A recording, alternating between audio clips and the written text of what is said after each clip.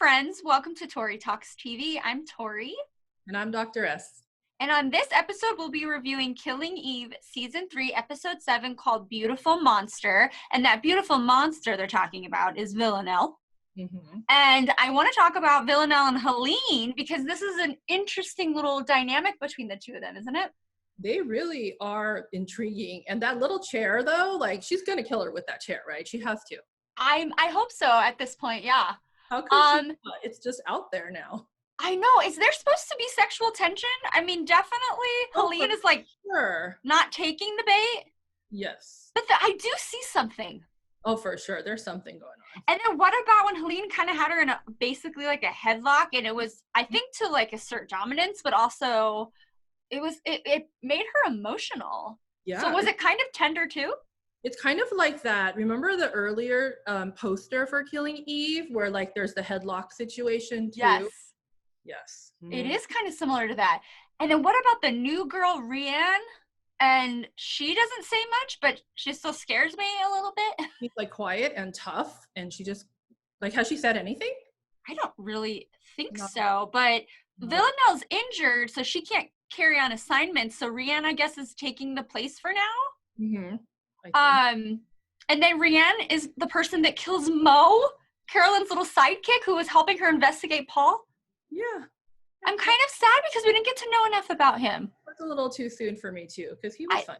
I think so, yeah. All right, let's move on to Konstantin and his daughter Irina, who is now in a detention center in Moscow because she ran over her mother's partner. Where did this come from? I didn't even see this coming at all, this whole side of her. I mean, I like it. It's very interesting, but... I'm okay with it. Yeah. But is she, like, supposed to be, like, the mini Villanelle? Like, maybe? Like, what, it was already in her, and then Villanelle helps to, like, bring it out? Like, you know how, like, that kind of, those, like, psychopathic, like, tendencies sometimes are just kind of, like, sitting dormant in there, and then you just need something to trigger it and bring it out, so yeah. And to activate it? Yes, exactly. Maybe that's what Villanelle did for her. But she is delightful to watch. As disturbed as she may be, I love her scenes. Yes, and Konstantin is like, he doesn't know what to do because he's like, needs to keep her under control, but he's got to go because otherwise they may all wind up dead.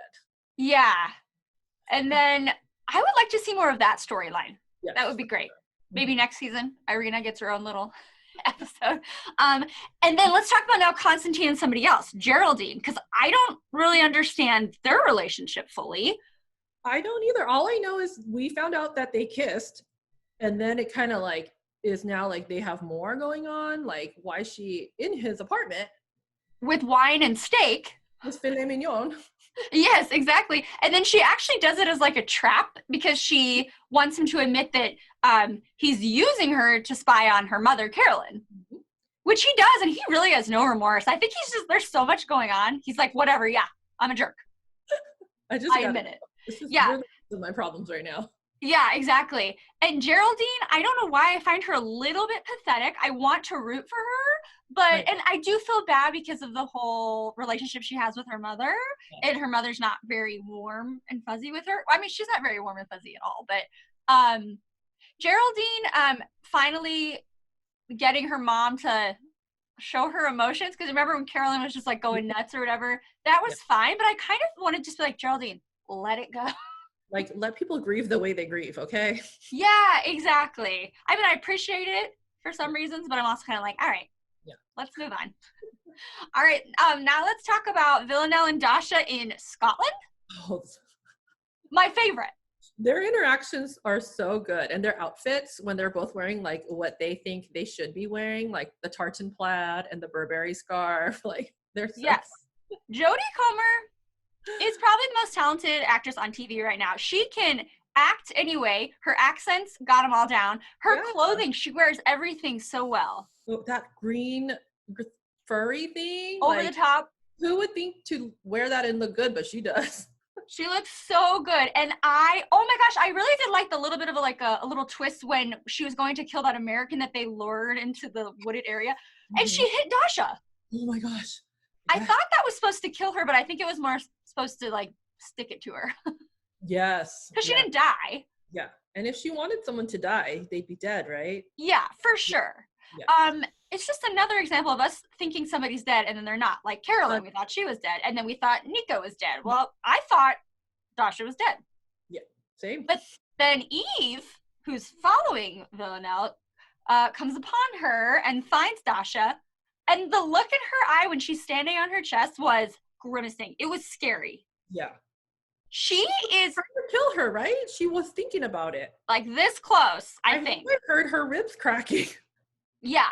And Dasha, of course, didn't care at all. So this is basically what I'm seeing. I'm seeing Villanelle maybe losing her superpowers and Eve gaining them. Oh. And what I mean by superpowers is not really fair to say. I'm just saying like that, like killing tendency. Yes. The talent for killing. I don't even like saying that, but you know what I mean. The gut, like not the guts, because that sounds bad too. But I know. Yeah, the mental ability to not care about taking someone's life. Yeah, Eve's on her way. And then she's trying to track her down, and Konstantin picks up Villanelle, and they're ready to go, and then Konstantin has a heart attack. Again, I thought he was dead. Yeah. Or dying. Right then and there. And then, but another humanly moment for Villanelle, she was like, I don't want you to die. I see kind of like a father figure. I like that. And he was like, I don't want to die. I thought that was kind of funny. She's like, I don't want you to either. But then she ends up leaving, and then Eve just misses her, and they kind of wave at each other like, oh, hello.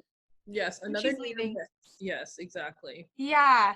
You know, I want to say about this season, which I have enjoyed it, and it's been different from the other seasons, but I do kind of miss the tension and the intrigue, and it kind of feels like the momentum is slowing a little bit, but I think that that's the metamorphosis of the two characters, because like I said, Villanelle kind of her heart's not really into it, and Eve's getting more, excited by it.